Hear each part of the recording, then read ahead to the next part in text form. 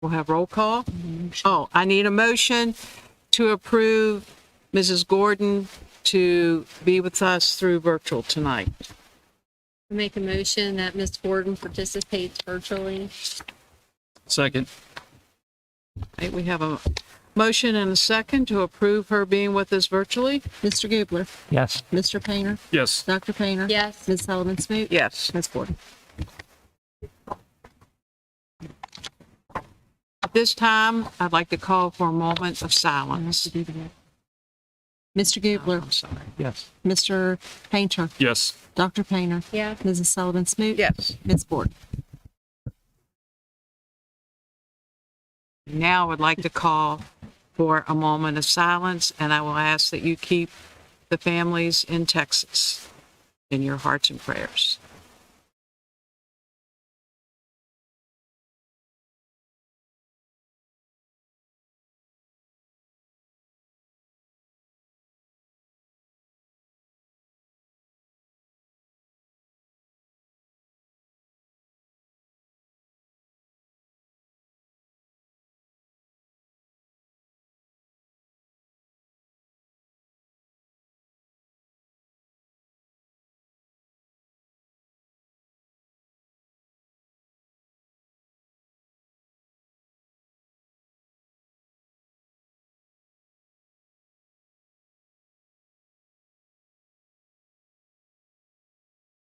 For the Pledge of Allegiance.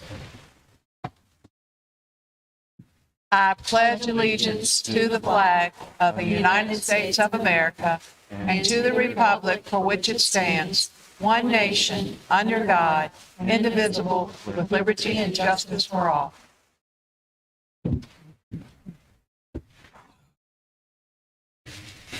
Dr. Fox, do we have any agenda changes or additions? I do. Tonight, I have one change under action items 9.01. Approval additional personnel action A. I'd like to remove that from the agenda for this evening. Any other additions or changes? No. I'd like to make a motion that we approve the agenda as amended by Dr. Fox. Second. All right, we have a motion and a second to approve the amended agenda. Mr. Painter. Yes. Dr. Painter. Yes. Mr. Gubler. Yes. Mrs. Sullivan Smoot. Yes. Ms. Gordon. Okay, we'll move on to matter discussed in closed session, number 3301. For a roll call to vote to certify personnel matters. I'd like to make a motion to certify personnel matters discussed in closed meeting, section 2.2-3711A1. Second. All right, we have a motion to certify personnel matters discussed in closed session and a second. Dr. Painter. Yes. Mr. Gubler. Yes. Mr. Painter. Yes. Mrs. Sullivan Smoot. Yes. Ms. Gordon. Okay, at this time, we will do student recognitions, and we'll ask that when your name is called, just come up and receive your certificate. But before we do that, I just want to say, each and every one of you are to be commended for everything that you have accomplished, whether it be in an academic or a sport or whatever the case is. Your perseverance, your commitment, and the time given. And it's something that it's not always easy to work everything in, but you've done it. And you've done it. And you've represented not just yourself and your family, but your school, the town you live in, and the county of Page. And you have also made us known in the state. And you are to be commended for all of this. So congratulations, and well-deserved with all the recognition that you will continue to receive, I'm sure, as you go forward, because I'm sure all of you will continue to be productive in all that you do. So congratulations. Let's give them a hand of applause.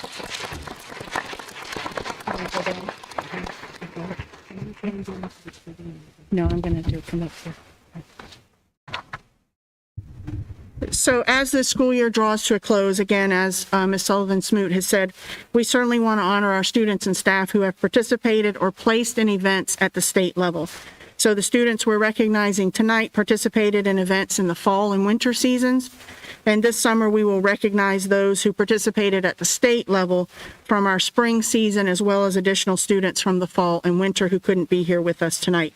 We also just want to make a note that some of our students this evening are competing in regional play for different athletic events, so they could not be here tonight, but again, we will recognize them later in the summer. So what we would ask is students, sponsors, coaches, as your name is called, if you would, please come down and Ms. Sullivan-Smoot will hand you your certificate. We'd like for you to wait up here, please, just stand. Ms. Runyon's going to snap a picture, and then at the end of that group, we'll send you back to your seats. Parents and guests, please know that you're welcome to stay for the remainder of the school board meeting if you want to see what we do, but you're certainly welcome to leave after the awards presentations if you'd like. So we're going to begin tonight with the Luray High School music program. Congratulations to the following students. Isabel Carter for an alternate to all-state choir.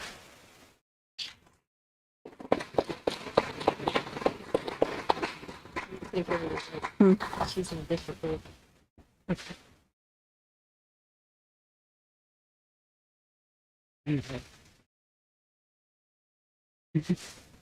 Lacey Taylor for all-state choir.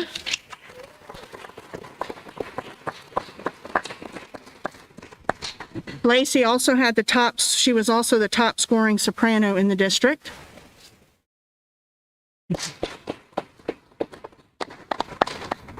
And while Lacey is here, she is also receiving a certificate tonight because she received a state band audition as well and was the top scoring clarinet in the district.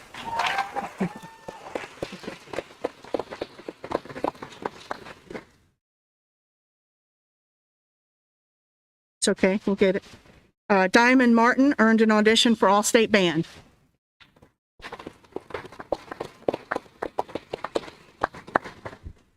And their coach, sponsor, teacher is Jake Schupner. So he instructed all of the band and the choir all-state participants and also conducted for the first time in the school history a 2022 Virginia Honor Band. So we want to recognize that.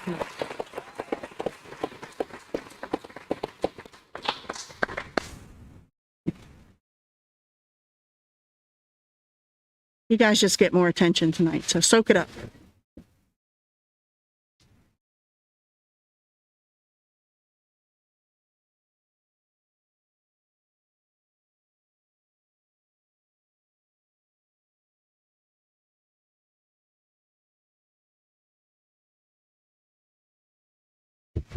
Congratulations. Congratulations.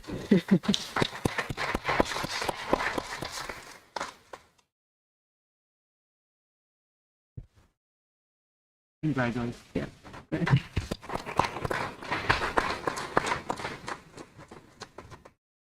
From the Page Middle School FCCLA, we would like to recognize the following students and staff. Rebecca Seals for a second place FCCLA State Conference Repurpose and Redesign Star Event Award.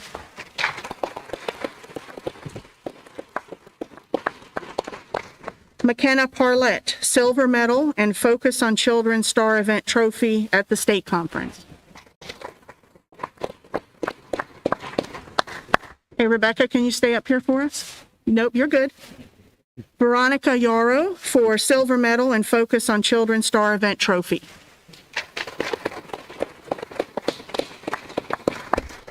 Joey Miller served as the state vice president for membership for this past school year. And while Joey is up here, he has been named as the Vice President for Parliamentary Law for this coming school year.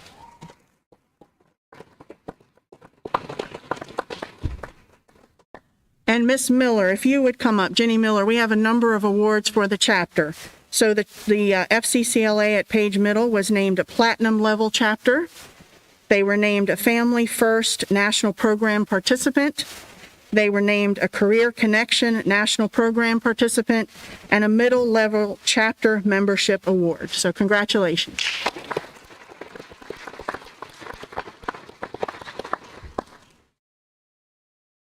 At the state FCCLA conference in April, 2 PCPS administrators were presented the School Administrators Award.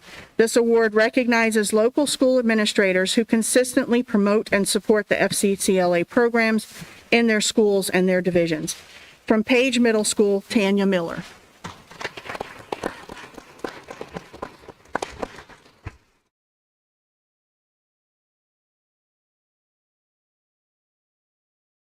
And from Page County Technical Center, Leanne Pettit.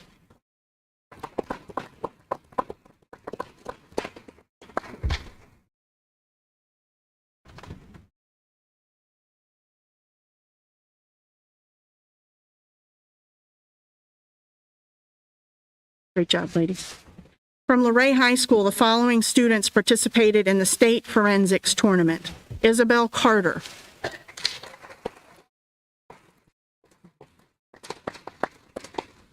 Ben Caudill.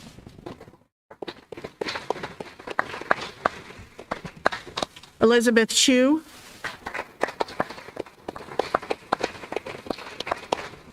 Rachel Dalzell.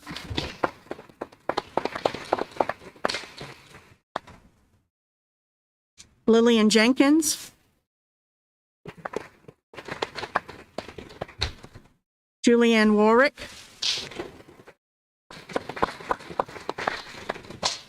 Laurel Webb.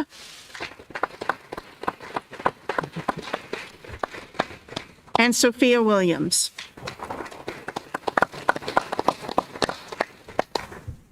Sophia Williams also earned third place in forensics in the storytelling division at the state level. So congratulations, you all.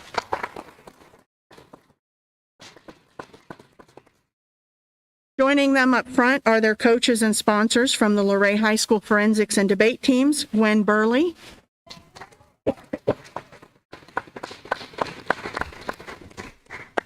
Anthony Hammer,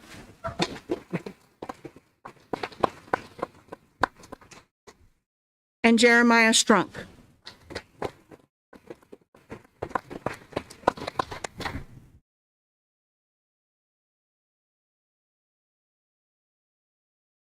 So thank you. And the sponsors, if you'd remain, because we're going to do debate next, but congratulations to all of you.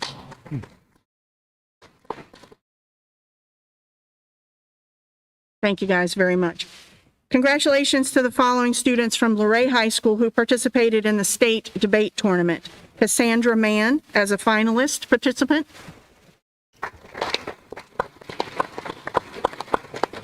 And Joseph Mason.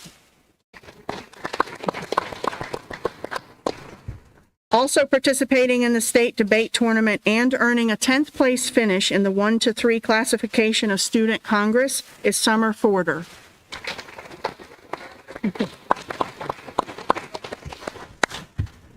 All right, we'll get their certificates to them. Thank you guys, great job.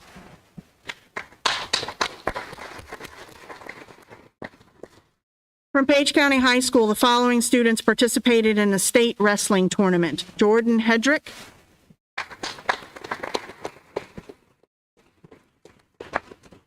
and Andrew Martin.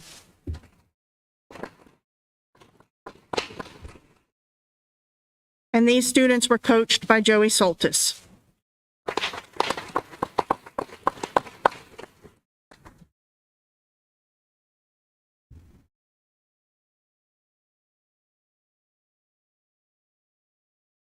While we're looking for that, we're going to go ahead and congratulate Malachi Davis from Page County High School. He earned a second team All-State honor for cheerleading.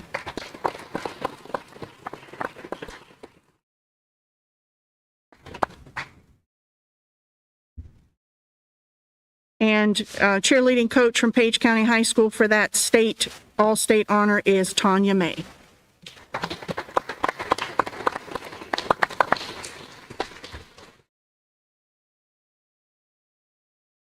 Congratulations, gentlemen.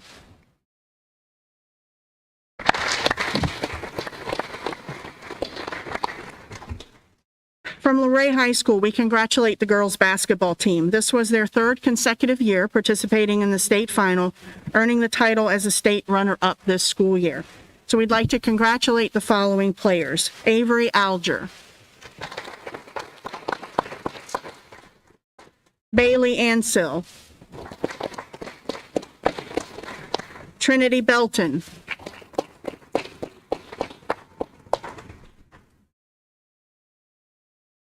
Lindsay Bly,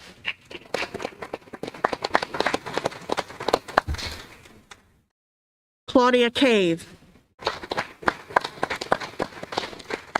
Emily Donovan, Maggie Foltz, Summer Forder, Olivia Good, Mercedes Guzzi, Jaden McClung,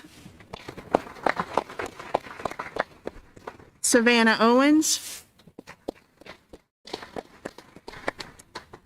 Amber Tharp, Lexi Vile, and Emily Weekly. The girls' basketball team was coached by Coach Joe Lucas. And assistant coaches Sarah Getz and Amy Weekly.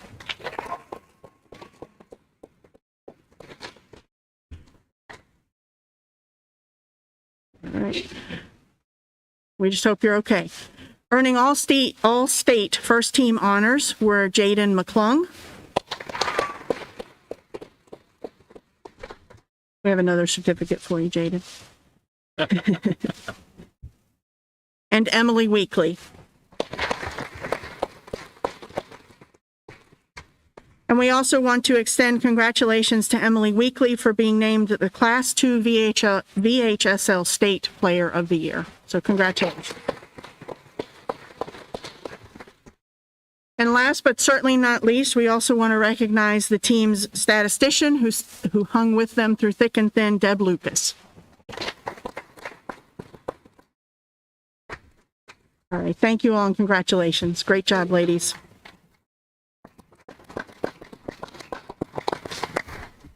From Page County High School, the following athletes participated in the state cross-country meet. Jaden Huffman,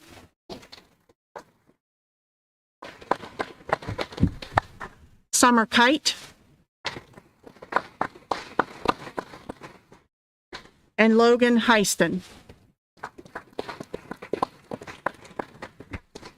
These athletes were coached by Nicole Brumfield and Brandon Brumfield.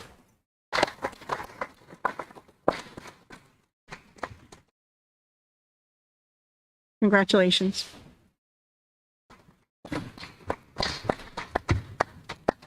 Congratulations to Davy Johnson from Luray High School. While he's walking up here, Davy finished 14th in the state cross-country meet and earned a spot on the all-state cross-country team as a freshman.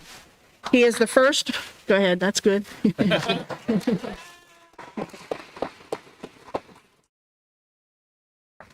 He is the first boys cross-country state athlete in 20 years, I believe, for Page County to have been named to that team. Is that correct, Dr. Johnson? Okay. Congratulations, Davey.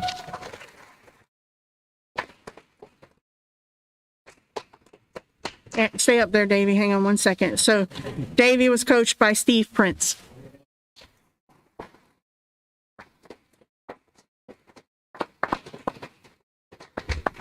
Congratulations.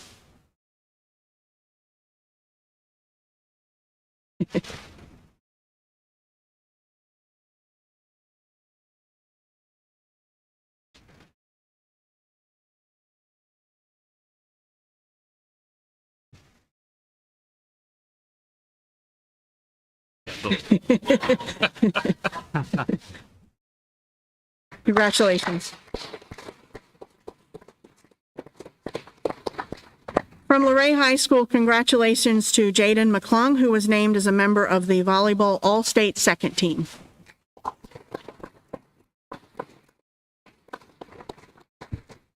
And the head coach of the volleyball team is Susan Henry Wilson. Not here? Okay. Congratulations, Jaden. Congratulations to the following winter, oh, I'm sorry, I thought you said she wasn't here, I apologize. I'm sorry. I'm sorry, Miss Wolf.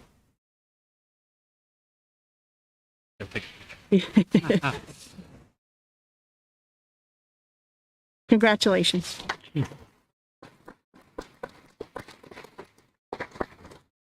Congratulations to the following winter track athletes from Luray High School who participated in the state indoor track meet. Davy Johnson in the 1,000 meter boys run, 7th place.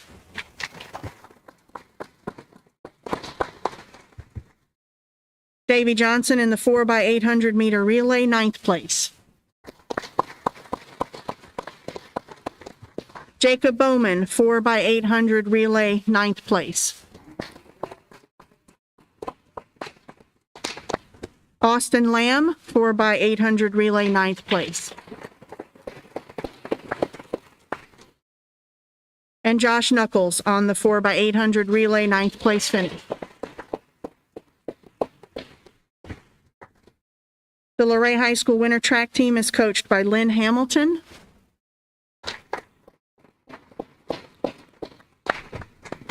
Alyssa Fox Sowers. And David Sowers.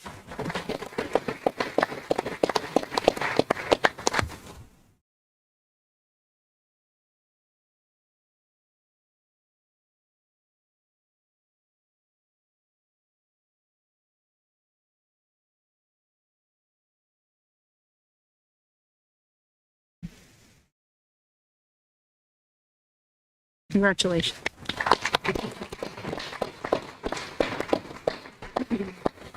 So if you would, please join us just one more time in congratulating all of these students for their accomplishments, their hard work, as well as their parents, coaches, family, and friend who supported them and made it possible for them to participate in these great activities. Congratulations.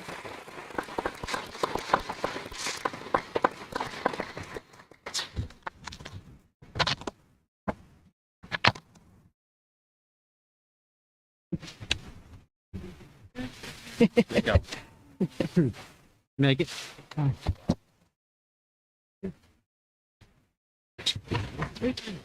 What happened? Did they just get backwards? You good?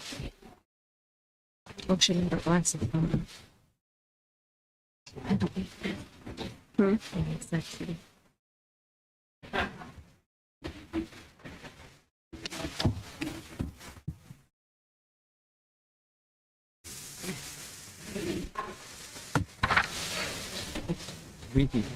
Yeah.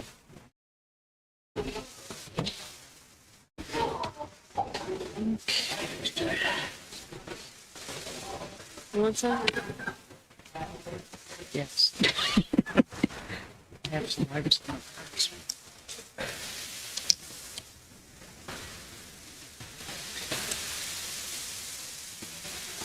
Okay, at this time, we will open citizen comment period. Do we have one, Jordan Cho. Okay. There's your statement. Mr. Cho? Okay, she's like, I'll have to read this. Would you state your name? Jordan Cho. Okay. Well, I'd say congrats, but everybody left. So, but that is the nature of these things. It is nice to see more parents out here because I know that having that involvement is something that the division really wants from parents, is just being involved. So I think we know I generally come in and find a different special education topic to come and talk about pretty much every time I get here. So this week, that topic is compensatory education. So one of the things that I've recently learned reading the Return to School roadmap is that, say, a division or a district ended up slashing services last year when schools closed, or for students who are virtual this year or something like that, even if the IEP wasn't implemented, but there was no intent, right, to do harm to the child, that, did you know that's something that has to be discussed in every special education student's IEP meeting? I'm not sure that everybody knows that because I don't know how many people have actually had that conversation, and I'd be interested to know. Obviously, FERPA, but just generally, I'd be interested to know if that's something that we're doing. Because I know that when we're doing that to students, particularly virtual students or those who can't attend school for some reason, then it means they aren't getting that same equal opportunity that they need to access what non-disabled students can. So, like I said, it makes me curious, but I did also find an interesting dyslexia note, because we know dyslexia is a passion of mine, that even if, say, we're using a structured literacy program, which I know we aren't using yet, right, because we're using balanced literacy, and that weren't working for an individual student, then at that point, we actually have to consider whether a student might need a different, separate structured literacy methodology.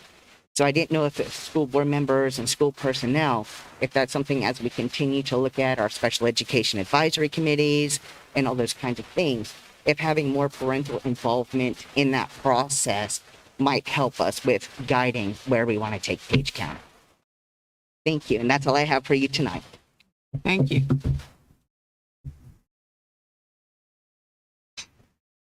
All right, item 6, approval of the April minutes. I'd like to make a motion that we approve the minutes from April 2022. Second. All right, we have a motion to approve and a second to approve the April minutes. Mr. Painter, Yes. Dr. Painter, Yes. Mr. Gubler, Yes. Mrs. Sullivan Smoot, Yes. Ms. Borden.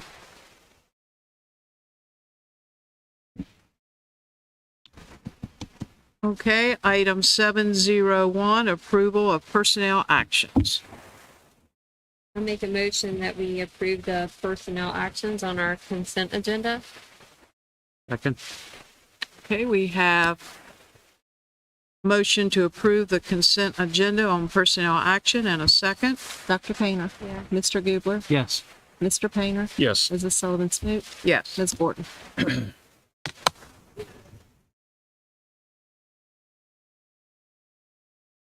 All right, moving on to 801, under informational items, community eligibility provisions, CEP update, and adult meal prices. Mrs. Jeffries.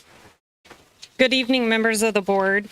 I come before you tonight to speak about community eligibility provision. I've spoken with you about this a few times over the last few years. I do have a PowerPoint presentation, which you should have a copy of at your seat. And I believe they're going to project it, so I was going to wait for a second on that. But what is community eligibility provision? Essentially, it's an alternate way that we can serve and claim meals for students. And it is usually used in schools located with low-income students. And instead of us accepting applications from our families to determine free and reduced price meals, we use a identified student population, and that number is then multiplied by 1.6 to determine our claiming percentage for the purposes of CEP. And so, as I've spoken before to you about CEP, who can benefit from it? And the quick answer is everyone. It initially includes our students getting access to free, nutritious meals with no stigma, less time in the cashier lines, more time to eat. Our parents don't have to worry about filling out the household application. They don't have to worry about lunch accounts. They don't have to worry about meal charges. Our staff and administrators are going to see a more streamlined operation. We're going to have the ability for our students to be more nourished and ready to grow and learn when they're in their classrooms. And for those of us in the nutritional services department, it reduces our administrative burden greatly. We don't have to track our unpaid meal charges. We have improved program integrity, more time for us to focus on the nutrition, increased quality, and customer service to our students and staff. So who is eligible to participate in the program?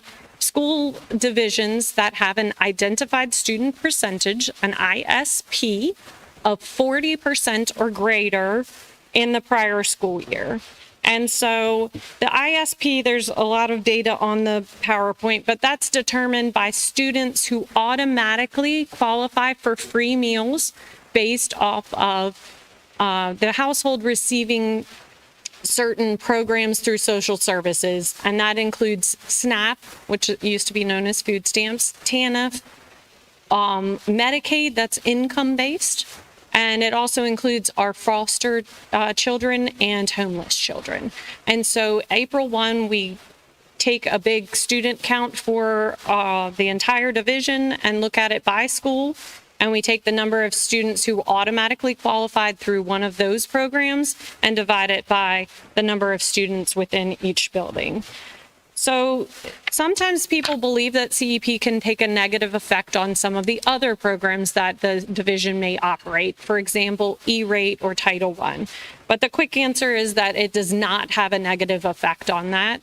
And there are ways for us to use other alternative sources for us to determine our percentages of free and reduced to be able to be eligible for their programs.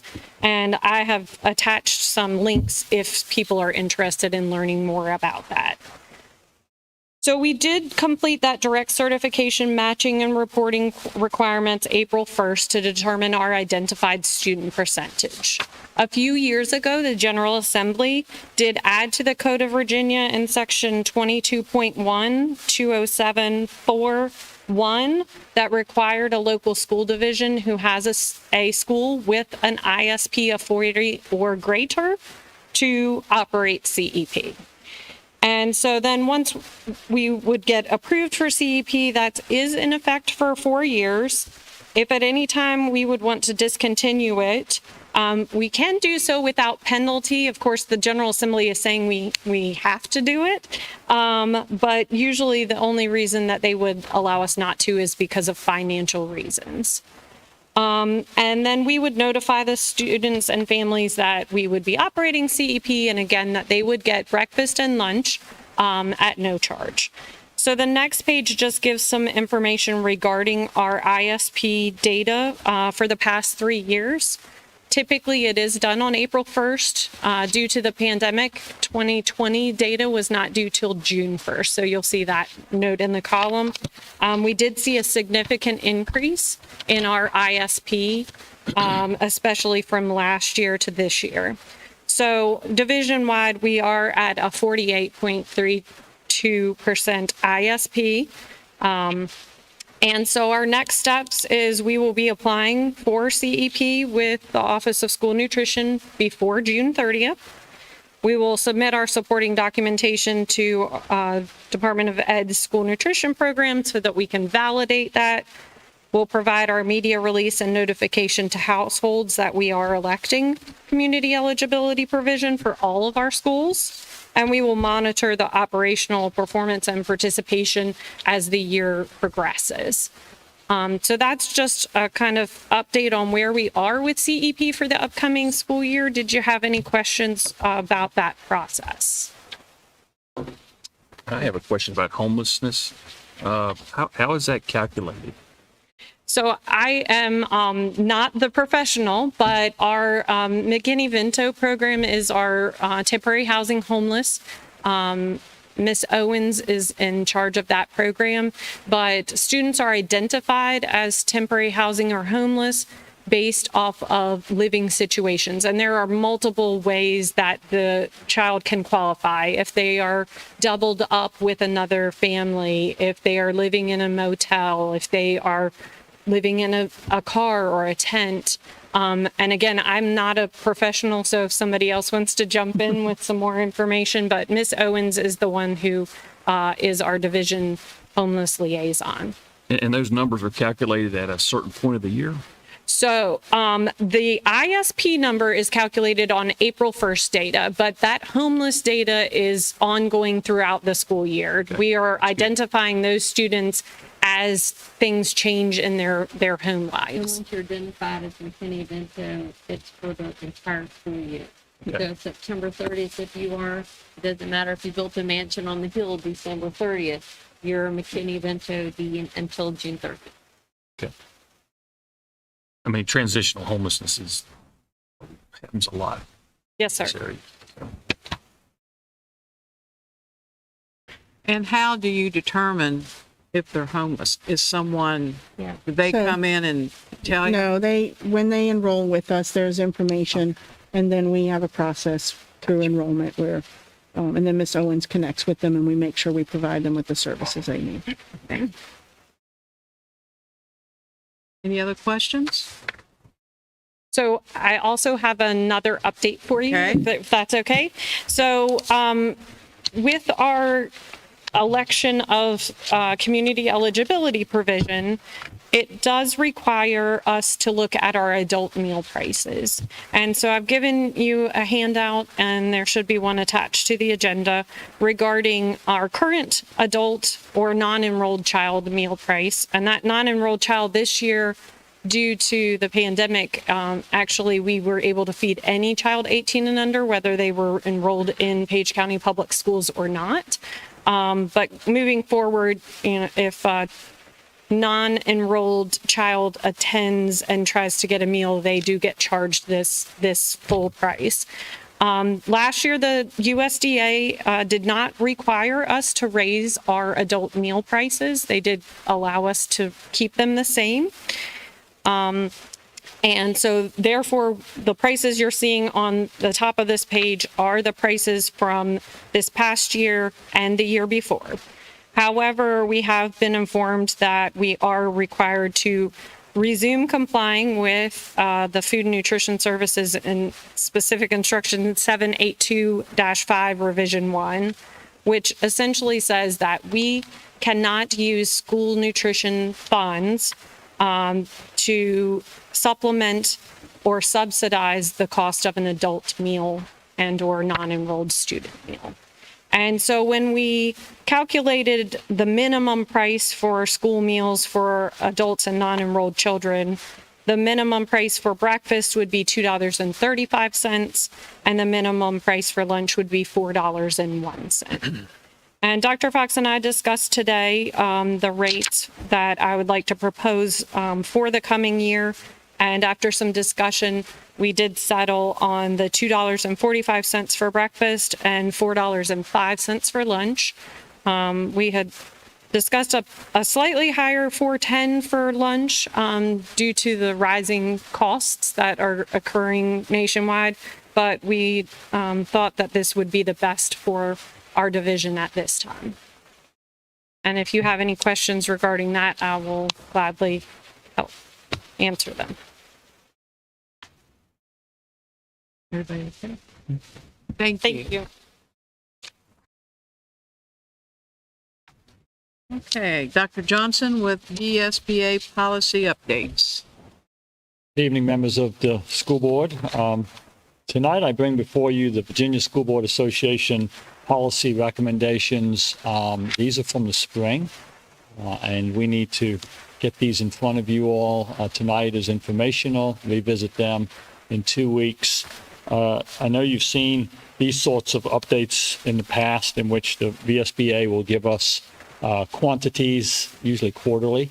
And some of them are very succinct, minor edits, and you'll see a lot of that, and I won't dive into those. I believe you should be able to see those on your screen.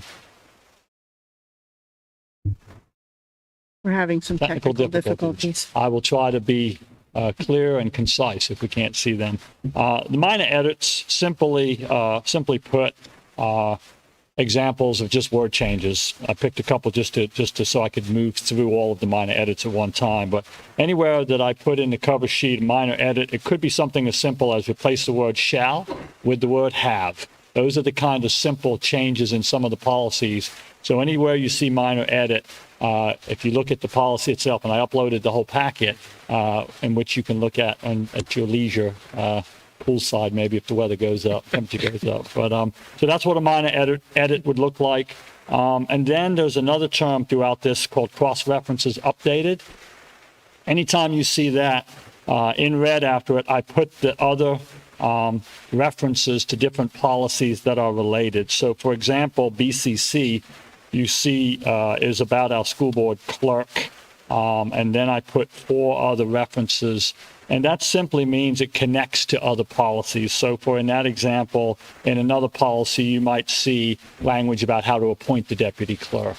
And so they're just similar, and they like to for us to be able to see how these policies are connected. But there are actually 10 policies that I need to take you through as briefly as I can tonight, just to give some explanation. And these are all, we are able to to review these with the school board attorneys. Typically, Mrs. Elizabeth Ewing would be SBA, so we are pretty confident when we bring these to you that they have been thoroughly vetted and explained. I was not in this role when she presented this packet, but I have spent quite a bit of time in this packet, so I feel pretty good about being able to explain those. But the very first one we need to look at is policy BFC. So Mrs. Breeden-Wallace has it up now, but it's behind you, and again, I'll just keep moving. BFC is about policy adoption. So when you all adopt policy, which hopefully you will with this packet in 2 weeks, this just specifies the process on how you go about adopting policy, and that's the informational and the action. It also has some language on how policy may be developed. We can do it through the VSBA. Sometimes we do local policies that are appropriate to our division. It defines what a policy is and how we adopt it. So it's just updating the language there in BFC. Policy BHB is about school board member in-service activities. So this specifically relates to some of the professional development that you all would be involved in and have access to. And it outlines professional development activities. It specifies that what the expectation for school members that you participate in high-quality training. That's the essence of it. And that and it does go into it gives some examples, such as FOIA training would be a good example. So there are obviously high-quality trainings that benefit you as a board member. In this policy BHB, it's just been updated. It's simplified the language a little bit to give you some clear guidance. Feel free to stop me if you have questions. I'll keep moving. Policy EEA is entitled Student Transportation Services. And in this policy is actually simply connecting the transportation department to our student conduct policies, in essence, is what that's doing. And so I'll give you an example of this one. It talks about, for instance, suspending students from a school bus with transportation. It links student conduct to transportation, but then it gets into details even about foster care, and even foster, if students are under foster care, what can and can't happen with transportation. So this was an update that they provided. A big one that has been deleted, and I just want to bring it to your attention, GBEH, was COVID-19 vaccinations. And you all would have approved that a year or so ago. That was an emergency temporary standard. And now it has been deleted from the Virginia School Board Association Policy Manual. Policy GBMA is, that's our support staff grievance policy. And in essence, I struggled a little bit with this one because it really hasn't changed. What it did throughout the policy is it replaced the word officer with the word administrator. And so throughout that, it has officer, hearing officer. It uses that phrase throughout it, and now all the way through that policy is just, and what you have is red line, so you can see the strike through, you can see what was and what is. But for the most part, there's not really a change. There's not a change in the process, not a change in the timelines. It's just a change in the verbiage used to define an administrative individual that would provide oversight for the grievance process. Policy IGBA, and this is entitled Programs for Students with Disabilities. And this program adds language regarding available Virginia Department of Ed guidance for parents. And this guidance is, when applicable, in an IEP meeting every year, grades 3 through 12, whenever it's applicable, it is a requirement that we explain to the family, the student, the parents, the option of an applied studies diploma.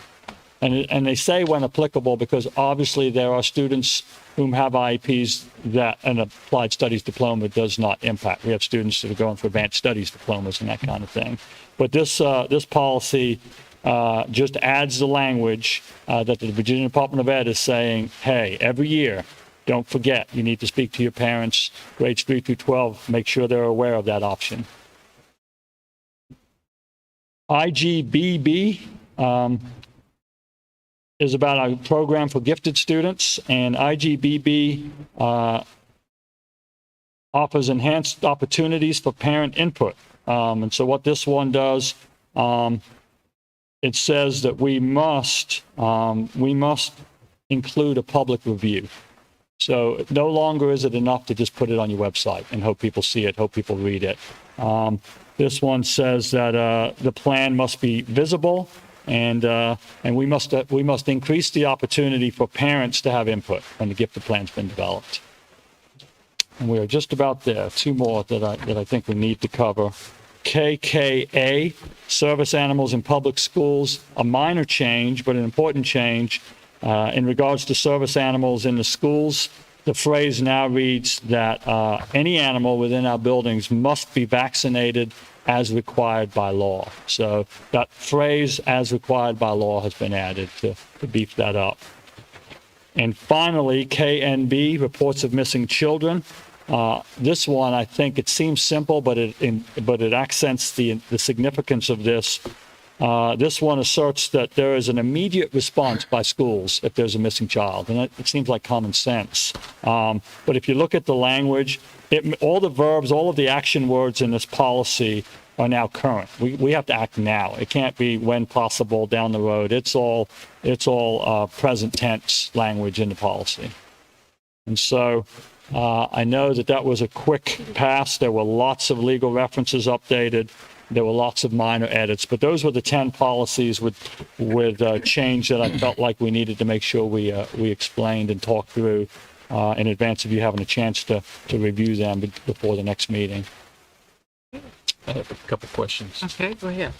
So on the gifted plan, how does that process work when we're talking about making it more visible and more input from parents? Is that done at the school level? It is done. It begins at the school level. Okay. And Mr. Benson has been, I think, very involved in that over the years. I was involved in it from the principal level. Go ahead.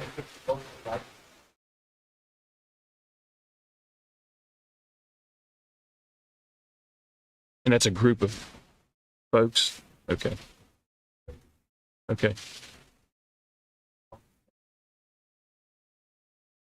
And then the school administration worked closely with the gifted teachers in identification, making sure that the services have been implemented properly, folded into a daily schedule, that kind of thing as well. And then my other question is kind of it's probably outside of what you presented. Okay. But, mental health's a huge issue, obviously, for our students. And I just don't know, I guess you could help me with it. What's the relation, or how does information passed between law enforcement, and I'll give you for instance, say a parent gets arrested, and then the children are either moved to an aunt or a grandmother, Right. very traumatic, and how is that communicated between us and law enforcement so we can be, as administrators and counselors, ready to come alongside that student and make sure. So I would, and any of the administrators in the room might chime in on this, but I would answer that question that it's not overly consistent, because the example you just used, if there is, I saw this when I was a principal last year, there's an arrest in the home, the parent is taken out, the school didn't get a call. The students were incredibly traumatized. Mm-hmm. We were made aware, though, because our SRO was made aware. Even that doesn't always happen. An SRO is on daylight work shift at the school. This may have happened the night before with a night shift deputy or town police officer. So when we talk about the well-being of our students in trauma, sometimes it's challenging. There are certain laws in which law enforcement is required to let us know of certain incidents if they involve breaking the law and students in our buildings. And I'll add, Dr. Johnson, I apologize, I don't want to interrupt go you. ahead. The sheriff's office has a program called Handle with Care. And it's that exact thing to, if there is a situation that involves students, they'll notify an administrator. And then sometimes Ms. Burton, through her role with the courts, she gets notified of various things. So I think it's just right now, it's a variety of ways. It might come to a teacher, and to an administrator from a teacher. Just a variety of ways that we get that information. And I know Ms. Burt, we've talked about that before too, but I think she would probably get information a couple days later. That would make sense to me. Yeah, As a especially if arresting it's like a felony charge that they're required to notify us. We definitely don't get that the day it happens. Right. I think what I would lose a couple days there. And I so- think what I would add, I think that the relationship that each school and our central office has with law enforcement in Page County is stellar. And so while there's not a clean answer to your question, but what I would say is when there's an incident, when there's a threat, when there's any of those things, the communication is strong. I'll even use this week with the tragic news that we received. Dr. Fox, myself, others at the school level, we had instant access to several of the key officers in the sheriff's office, and Dr. Fox and I, 9 o'clock that night, we're texting. I'm on the phone with Mr. Cavanis, Mr. Owens, so while it's not as clean, we do benefit from strong ties, which I think maybe a lot of localities don't have.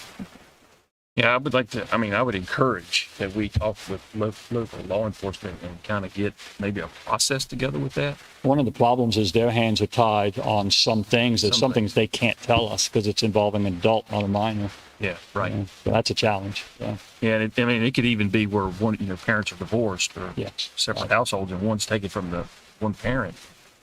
And it's not a big issue because it's going with the other parent, but that's still a traumatic time. Oh, absolutely. Yeah. Absolutely.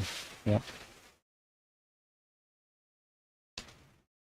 Any other questions or comments? Thank you, Dr. Johnson. Okay, information item 803, Baycorp insurance renewal. And Me again.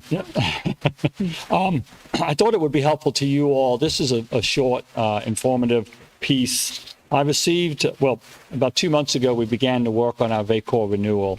And it's my first pass at this, but that is quite the project to make sure we are properly insured in many, many ways for the school year. And so about 2 months ago, we received the renewal documentation, and it's probably a 50-page document, and we had many, many departments, and the document that I shared with you will explain which departments, but basically, we are getting ready to do our renewal. We've gotten a quote. I called and asked Vacor if somebody could come to Page and sit down and meet, because it is my first pass, and I would prefer to speak and work through the packet before we even begin to think about signing off. You're talking about millions and millions and millions of dollars of property and casualty, and if you think about your own life and health and personal property and vehicles and so on, and then multiply that by the size of our school division. So we have a gentleman coming in early June, and I'm really looking forward to meeting with him and learning more about that.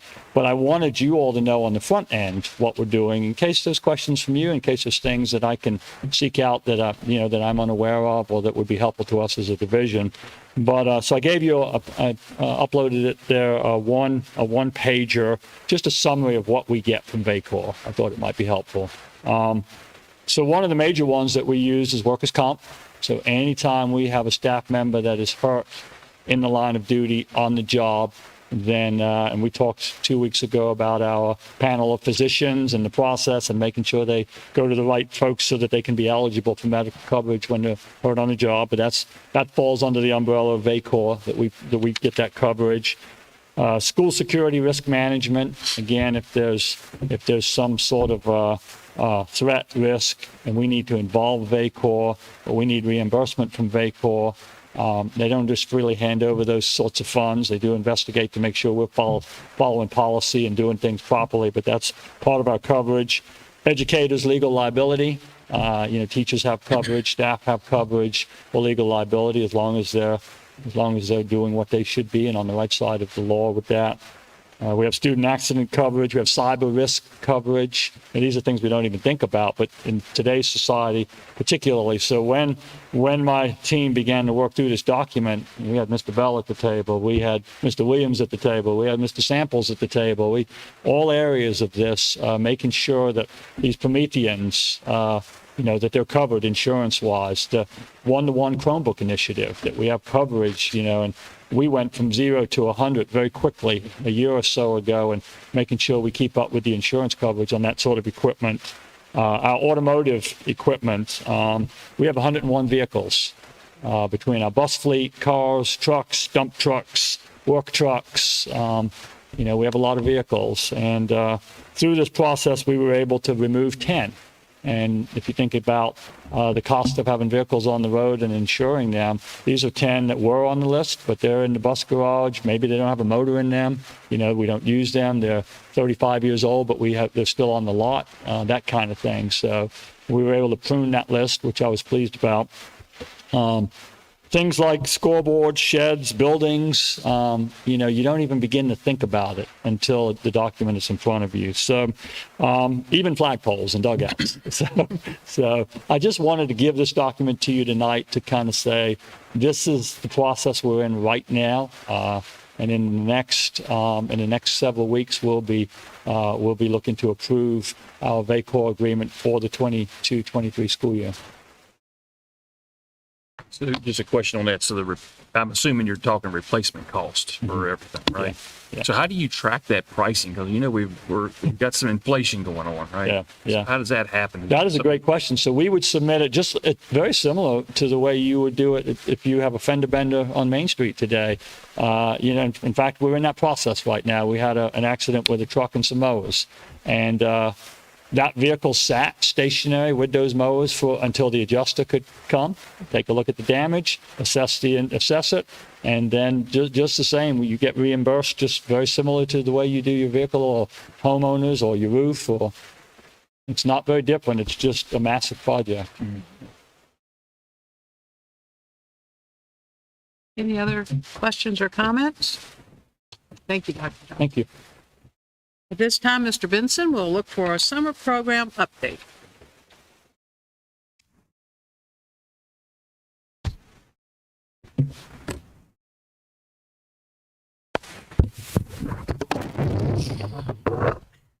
Okay, Better wait, man.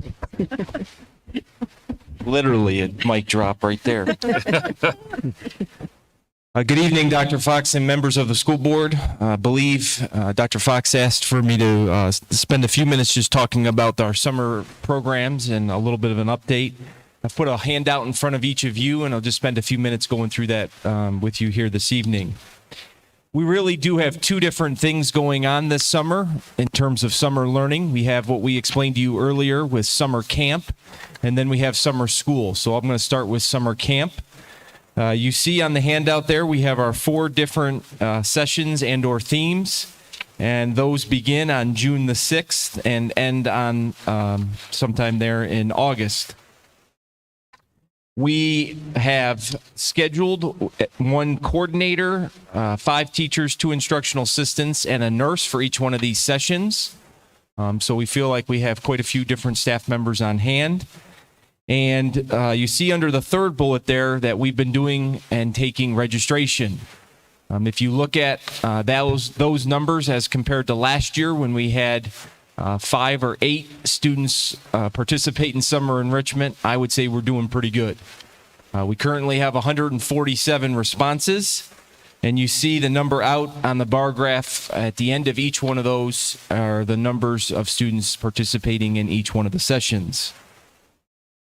Given the fact that those numbers are as strong as they are, we are planning to close registration tomorrow for our first 2 themes or camps so that those folks can get organized and begin to purchase some of the necessary materials that they need, specifically food and those sorts of things for our culinary sections. And then a week later, we're going to close the STEM and environmental camp. Looking at the numbers, you see that it's primarily elementary students that have signed up. There's 113 out of 147 are elementary students, K through 5. Just a few middle school students and a fewer high school students based on that. Any questions necessarily on summer camp before I move to summer school?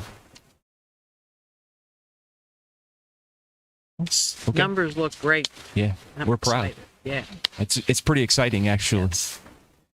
So then in terms of summer school, we broke up the information here for you this evening in terms of elementary and secondary. At the elementary level, just a reminder that it's primarily an English and math focus. And here, really, we're targeting populations of students with what we would call intense remediation. We've talked a little bit about what's going on at each of the 4 elementary schools. And you can see, based upon the sheet that you have in front of you, at some schools that requires very little. And at other schools, there's a little bit more going on. And that's really just to meet the needs of the student population at that school. So at some of the locations, we have what we are calling just tutoring, where we have seen or witnessed some gaps, and not necessarily in specific grade levels or with specific students, but we're just bringing groups of kids together and working on some of that. But then at other schools, you see where we have, what we would call a traditional summer school going on, where we have grade levels of students coming together and working for 8 days at a time. At the middle school level, we're hoping for a combined program between Luray Middle School and Page County Middle School. And you see the dates there. As we've indicated earlier, we were hoping to piggyback on the summer camp transportation that's going on, and that summer school program will happen at the same locations that summer camp is occurring. In terms of our middle school program, we will be using our Apex tutorials, and we have done some training with Kara Winham so that staff are up to speed with what needs to happen there. And then at the high school level, you see a couple of different things going on as well. For Luray High School, they have 3 different sessions scheduled. They're going to run instruction from 8:30 to 11:30 with lunch following. Again, working on SOL remediation, credit recovery, and then we put down what we called credential testing recovery. Our standard diploma students who need that credential for graduation just haven't been quite as successful as we would have hoped. So we hope to do something with those students. And then at Page, it's a little bit different. They were still testing, and we're still trying to determine what our specific needs are there. We know that our biology scores aren't necessarily where they need to be, but Mr. Kale is hoping to do something scheduling-wise next year, simply because we don't have a staff member interested in that at this time. The last couple of pages are just a couple of attachments that I included for the board. I just thought it was important to note that during summer school, we will be following all of the COVID protocols and the CDC protocols. And so we just wanted to make sure that you had that information if you were asked.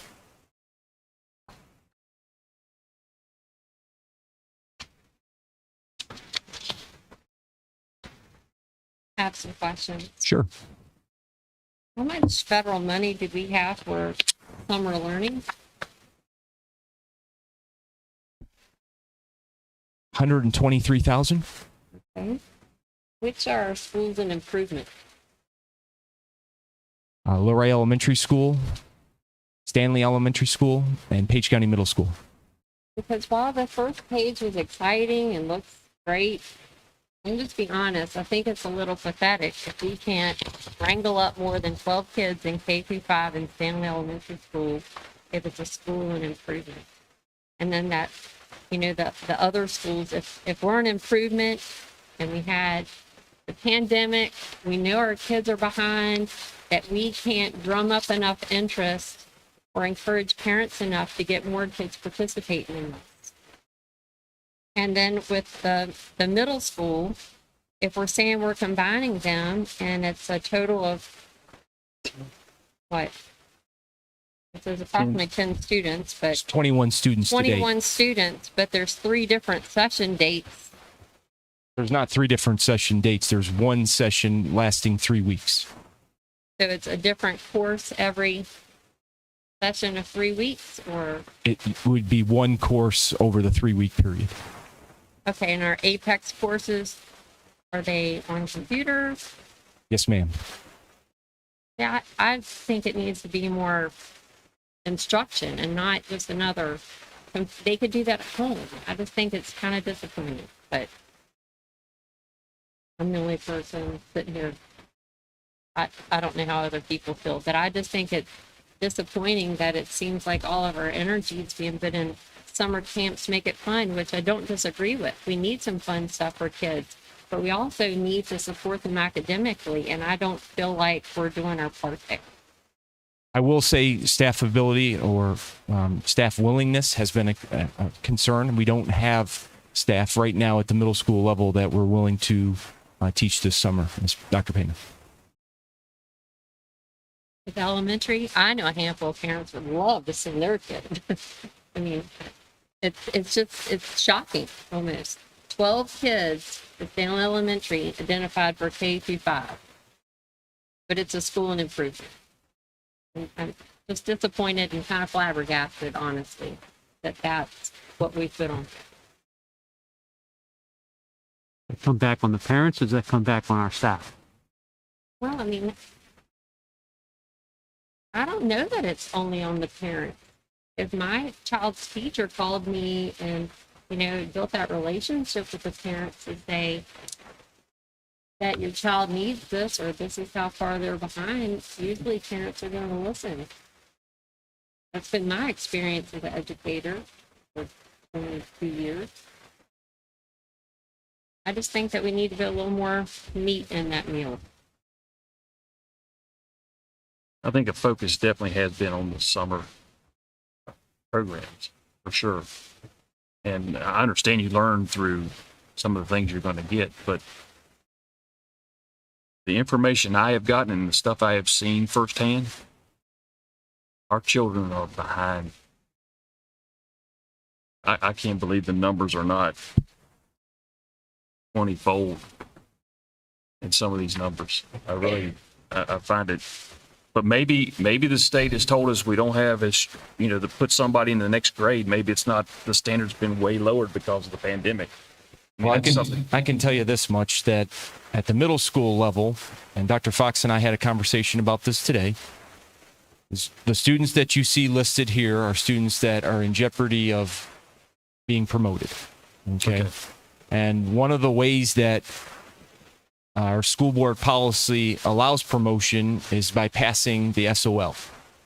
Okay. And the State Department has lowered the standard in terms of a pass this year because they are allowing what they call a growth pass. You don't necessarily have to get a 400, but if you make growth, that's considered a pass. And we called and we clarified, is that considered a pass on the SOL? So when we're interpreting our policy, yes, that is considered a pass. So when you're calling families and you're saying you need to or you have to, that's a little bit different conversation. But there's not a lot of teeth when our policy says you can fail a course, and if you pass the SOL, you're promoted. And so there's nothing to say to a family, hey, you are required to be there. And that's been a standard for a while, right? That's been that way for a long time. However, this growth that they're talking about, I mean, is new this year. Yeah, that's new this year. That's but new is this there year. I mean, if a student made a 200, or what's the comparison? The first score versus the second. What is that comparison? You have to go up basically a level from when you took or did do better than what you did on the SOL last year. So it's SOL from one year to the next. I thought it's fall group. Fall or fall, go up a level. And what's a level mean? Help me. There's a range of scores that when you took the pre-test, you fell into a range. And when you take the test in the spring, if you move over a column in those ranges, that is considered growth, and that is considered a pass at this time.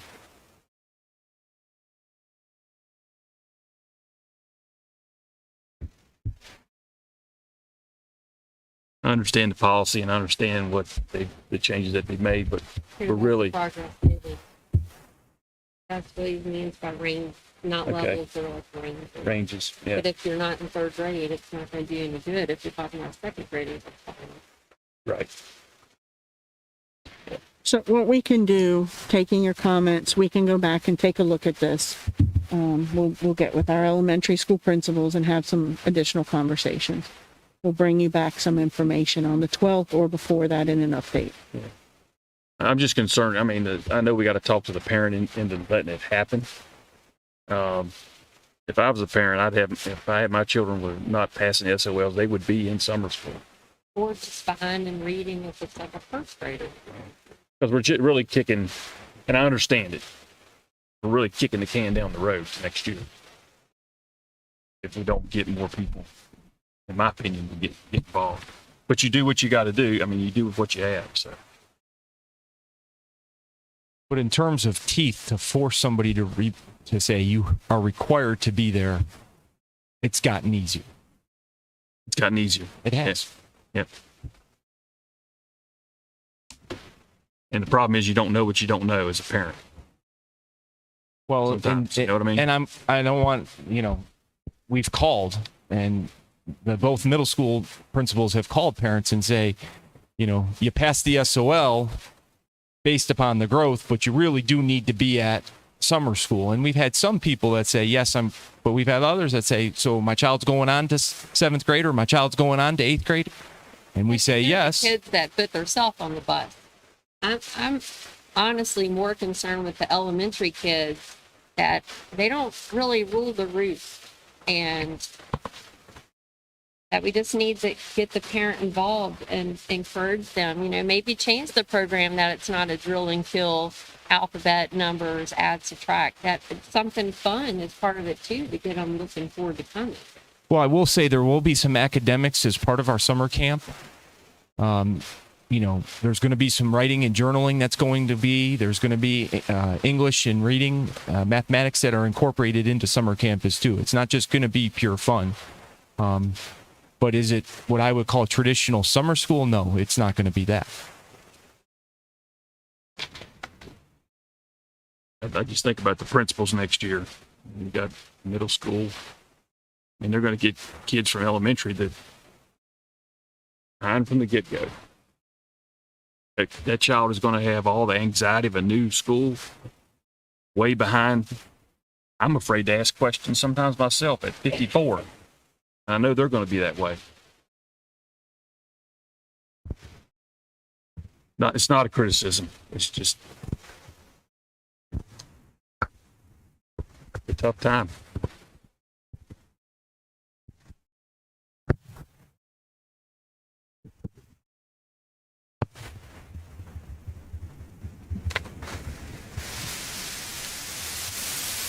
Any other questions or comments?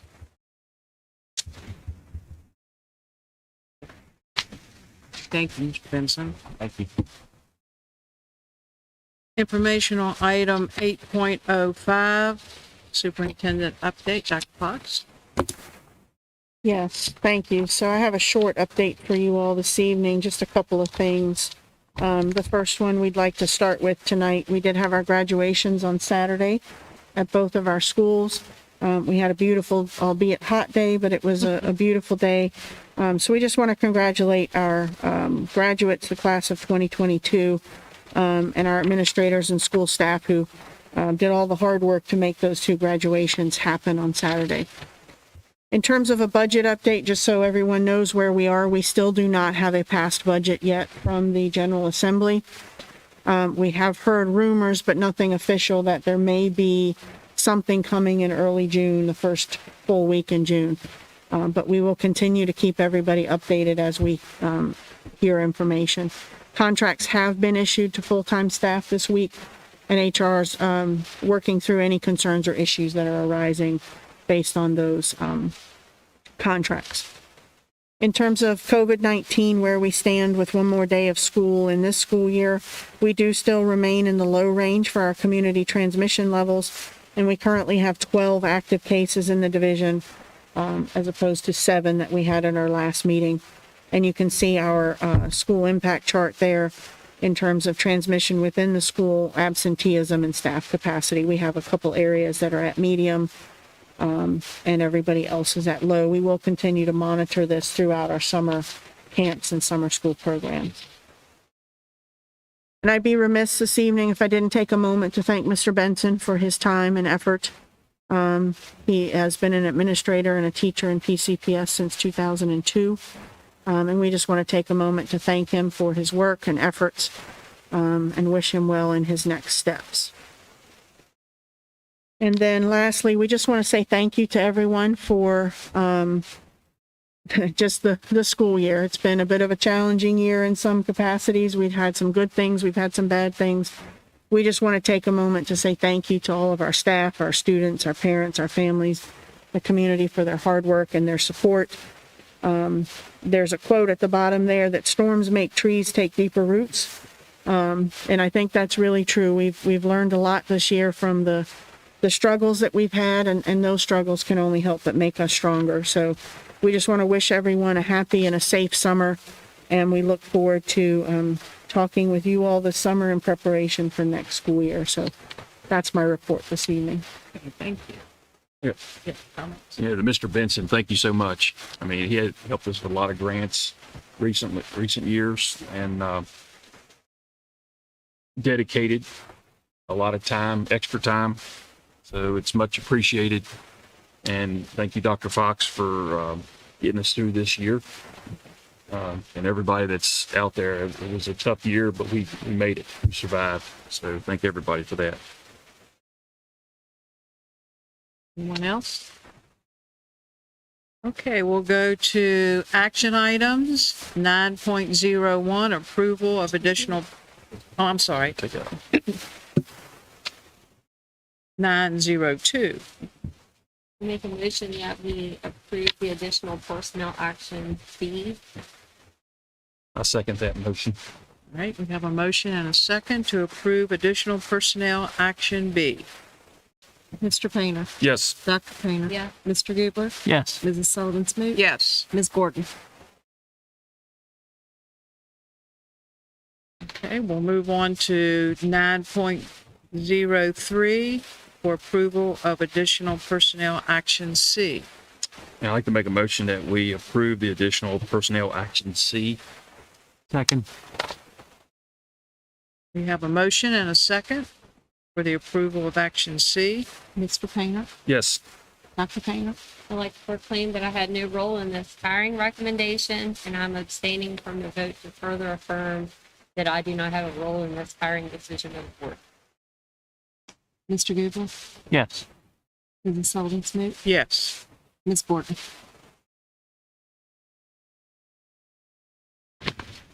All right, we'll move on to 9.04, approval claims for payment. And the Seekers is not with us. She's online, She's but online, I'm sorry. Miss Breeden Wallace is going to read the Okay. report tonight. Okay, We had a total operating fund of $220,195.39, with school food service at $29,419.25, for a total of $249,614.64. We had bi-monthly payroll of $1,250,862.98, and food service coming in at $33,929.37, for a grand total of $1,534,406.99. If you have any questions, Patty will be happy to answer. anyone have any questions? Make a motion that we accept the claims for payment as presented. Second. All right, we have a motion to accept the claims of payment and a second. Mr. Ross. Dr. Painter, Yeah. Mr. Gubler, Yes. Mr. Painter, Yes. Mrs. Sullivan Smoot. Yes. Ms. Gordon.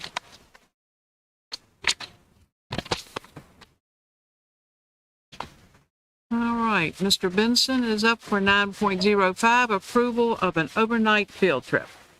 Good evening, members of the board. Tonight we have one overnight field trip request from Page County High School. This is for their FCCLA going to the national conference in San Diego, California. There are 15 students going on this trip, and they will travel from June 27th to July 5th. So we wish them best of luck as they attend the national conference.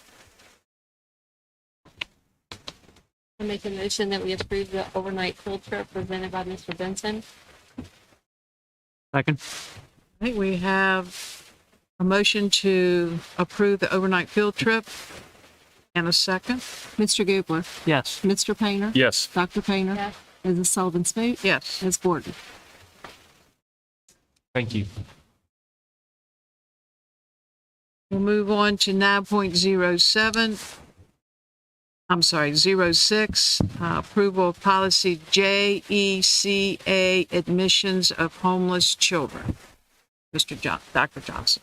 Yes, members of the school board, you'll recall 2 weeks ago, we brought before you policy JECA, admission of homeless children. And the emphasis of this policy is streamlining homeless students, ensuring that they are admitted to school as efficiently and quickly as possible with their best interest in mind. And so tonight, we would ask for your approval of this document. Can we have a motion to approve this? Make a motion that we approve policy JECA, admission of homeless children, red line changes as presented by Dr. Johnson. Second. We have a motion and a second to approve the admission of homeless children guidelines, policy JECA, with the red lines marked for them. Mr. Painter. Yes. Dr. Painter. Yes. Mr. Gubler. Yes. Ms. Sullivan Smoot. Yes. Ms. Borden.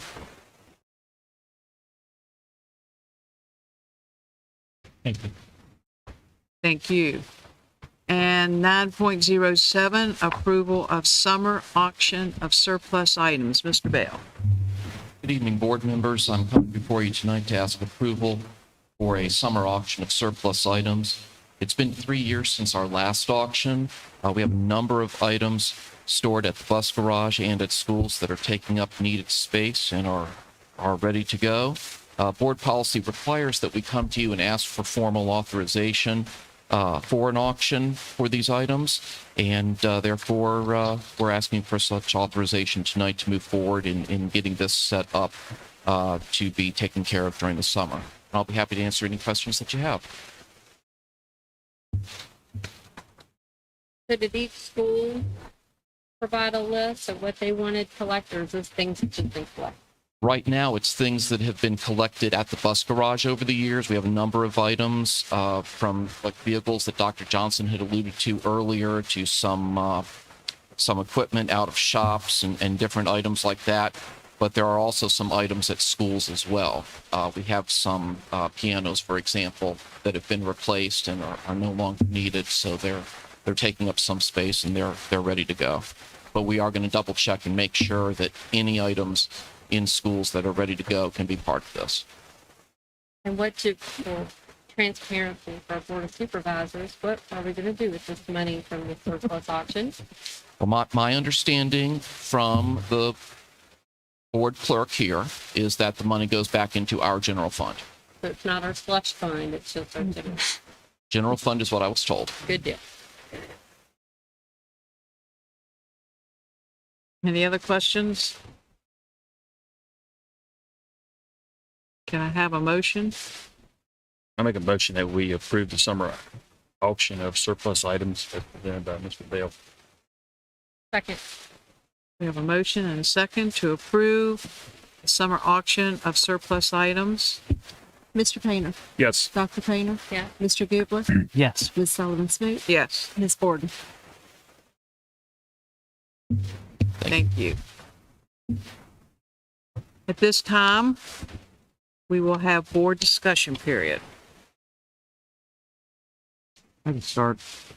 I just wanted to, again, call out Mr. Benson, and I wanted to thank him for his 20 years of dedicated service to PCPS. It really is a notable accomplishment, and I just wanted to tell him that on my first name.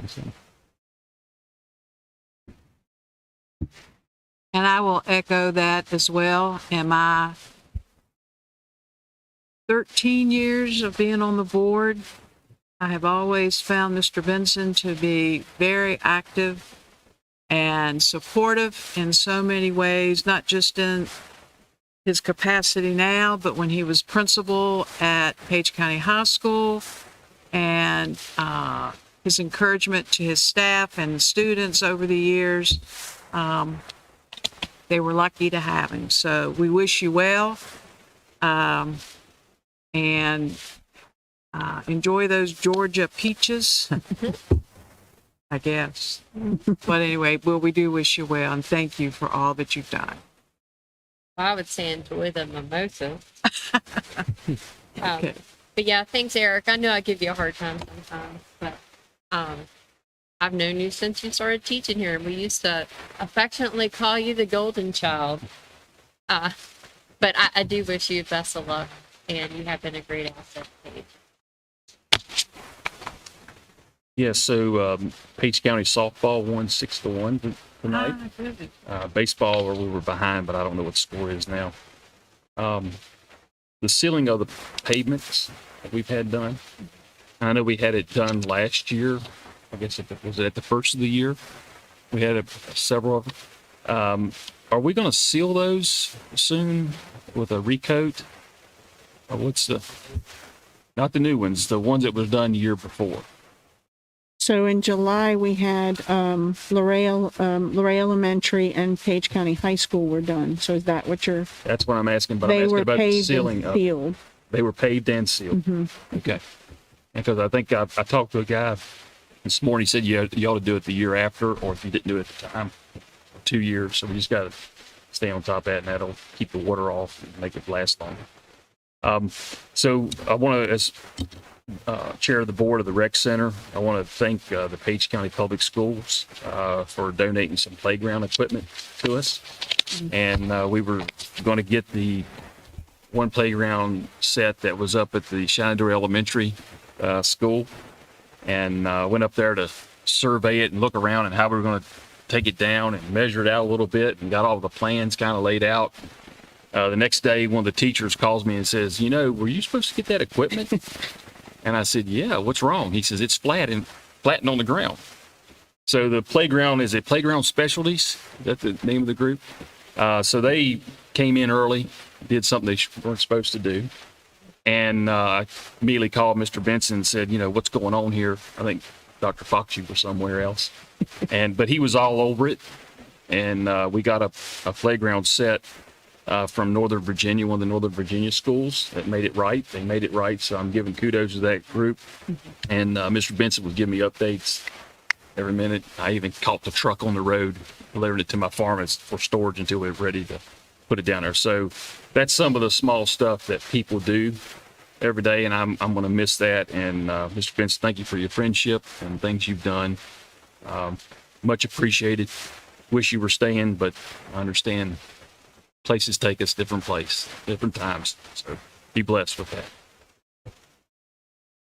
And I would just also like to say, and it was mentioned at graduation at both places, with seniors, but even with underclassmen as well. The last 2.5 years, we've never seen anything like it. This past year, this year that's ending now, we've been in school. And we didn't have to close down or anything except for weather or whatever. And as we get ready for the fall, and unfortunately August will be here before you know it, but I want to say this to parents. We were talking about the summer school programs and whatever. I still want to put it out there to parents. You know your child.